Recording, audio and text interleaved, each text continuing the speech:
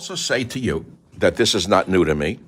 I've been working at this for 30 years, more than you, by the way, on Twitter. Most of you who are illiterate, who don't understand anything about history or about politics. Most of you know nothing. All you can do is write a few characters and think that you're a genius. I've tried to warn you for years, from my first book to my last political book, A Savage Republic Inside the Plot to Destroy America. Yes, it is the Fabian Socialist, just as you thought. But I'm going to go a step further. There's a little novel I wrote, a bestseller. Oh, yeah, you wouldn't know that if you read the San Francisco newspapers.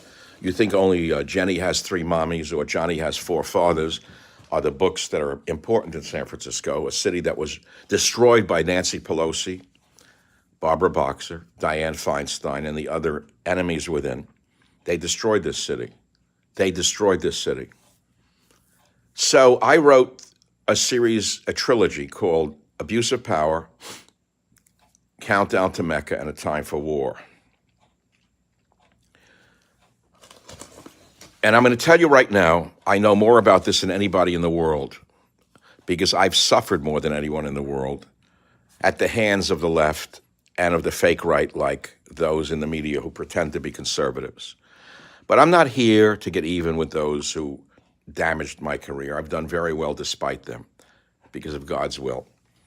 So I want to read you, and then I'm going to stop. I've got to go eat dinner and drink some more wine, and I'll be fine, like Jimmy Cliff said, you know?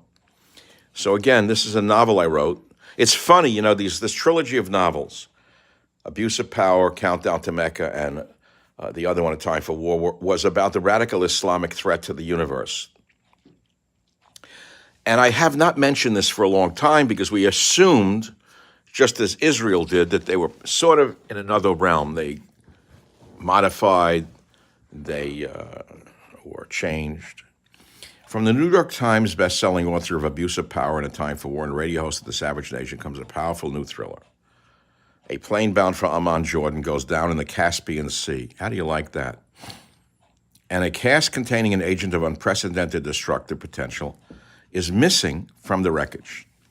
A carefully plotted terrorist attack has been put into motion, and the resulting chaos might be enough to push America toward another costly war. The one man who might be able to stop the attack is Jack Hatfield. He was my alter ego, my character. A freelance reporter who has never shied away from controversy. After making a politically incorrect statement about Islamic extremists, he has been discredited as a journalist and left to pick up the pieces of his career. But when his half-brother Sammy calls him, saying that his neighbor Anna overheard something she shouldn't have, and now both their lives are in danger, Jack realizes he stumbled upon a conspiracy to destroy Mecca. Now he and a group of like-minded friends on the fringes of the law must uncover who is behind the plot and stop them, or else witness the collapse of the world. Michael Savage's Countdown to Mecca is a gripping page-turner that takes readers on a journey where even the seemingly innocent aren't always innocent. The loyal aren't always loyal. And those counted on to serve their country cannot always be counted on to protect it. With the threat of a third world war looming, Jack Hatfield must stop the destruction before somebody can stop him. Now, I'm getting very emotionally involved right now because it's very hard to be a genius. And if you don't want to tell me who I am, I'll tell you who I am. I'm a seer. And I see things you don't see and most people never see. So what I'm going to do now is read you a few pages and then say sayonara for the night because I want to eat some dinner. This is Michael Savage reading from Countdown to Mecca, a prescient book that was a New York Times bestseller, by the way, in America. Don't think it wasn't, it was, but never recognized by the American scum in the literary establishment, the vermin who have destroyed the country and the world with LGBTQ, you name it, kissing the asses of radical Islamists, calling them freedom fighters. You think I didn't see this coming? I like that the glasses are shining into the camera. So God has blessed me with long life. So I'll read you something, then I'm going to go eat dinner if you don't mind. Before going to the hotel for a press conference, Jack Hatfield walked around the park atop Russian Hill, the prime real estate location in the Gilded City. As he did, he wondered about exclusion, how the uber-liberal city leaders excluded all but the sycophants from any and all recognition. Jack had long ago accepted his status as an outcast and wore it as a measure of pride in a corrupt and soulless place. The top families were filled with whores, thieves, drug addicts, alcoholics, and sex maniacs. That's San Francisco, by the way. The book was written many years ago. Of course, there was the Petty family. Very funny, isn't it? Living off the old man's oil fortune while espousing green nonsense, cashing in on fraudulent solar contracts. Then there were the two politicians. Get ready for this one.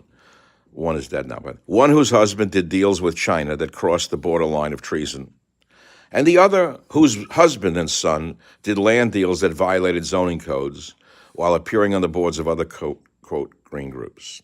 Then there was Mr. Berkowitz, one of the chief donors to socialist causes, the single largest recipient being the ACLU. You don't know who Berkowitz is. It's a pseudonym, but I know him. It's an actual Jewish family. Oh, yeah.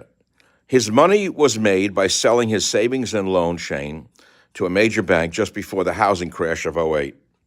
He made billions, while the bank that bought his junk mortgages went under. Jack could only ask how a city, let alone a nation, could survive with such abject thieves running the show. You want me to go on? I'll go on. Not all CEOs were liars. It was just that he had personally dealt with quite a few, those who had appeared on his cable TV series Truth Tellers, and those who had pressured the station to cancel his controversial show because of a hypothetical question. Here it comes, folks. Here it comes. Quote, if it came down to it, would you rather see 100 million of us killed or kill 100 million Muslims? End quote. Jack lamented the fact that in the old days, the very old days, the time of the Continental Congress, one delegate, he forgot who, seconded the debate on independence because he felt it wasn't a topic so dangerous you couldn't at least talk about. Now, if talk wasn't all about political correctness and spin, the mainstream media and CEOs shunned it. Take the man standing at the podium across the Hyatt Hotel's meeting room. I'll go on now. Does this sound familiar? As CEO of Der Werkstatt Unternehmen, Helmut Schonberg represented a German multinational company with a wide array of products and interests, blah, blah, blah. So now you understand the whole story. I saw it all. I wrote about it all in this book, Countdown to Mecca and others. Let's see, 2015, how do you like that? Would you believe that? That a man would have seen this? An outcast in San Francisco, not invited to Nancy Pelosi's parties, not invited to Dianne Feinstein and her great husband's galas, a man who donated to the museum and then was shunned when he brought a congressman who was a patriot. That's me, yours truly, Michael Savage, saying, it is time for dinner, to eat my dinner tonight, which is a masterpiece like my books. Oh, this is really good. No sauce. You notice there's no sauce? Only the vegetables and the prawns give it its sauce.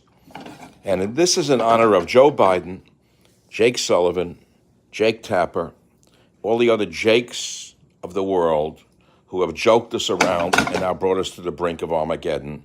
It's called shrimp bafangu. Good night. Good night. Good night, all of you. I'm going to enjoy my shrimp bafangu, and I'm going to make a salute to all the brave Israelis who are putting on uniforms without body armor, without Kevlar helmets. They were all sent to Ukraine. Did you know that? Oh, you didn't know that. It didn't come out in the New York Times, New York Crimes. The body armor and the helmets were sent to Ukraine so Zelensky could wage war against Russia and kill as many Ukrainians as possible in their proxy war against Putin. To all the brave Israelis, I envy you for having the courage and the guts of a lion. You are the Lion of Judah. Good night.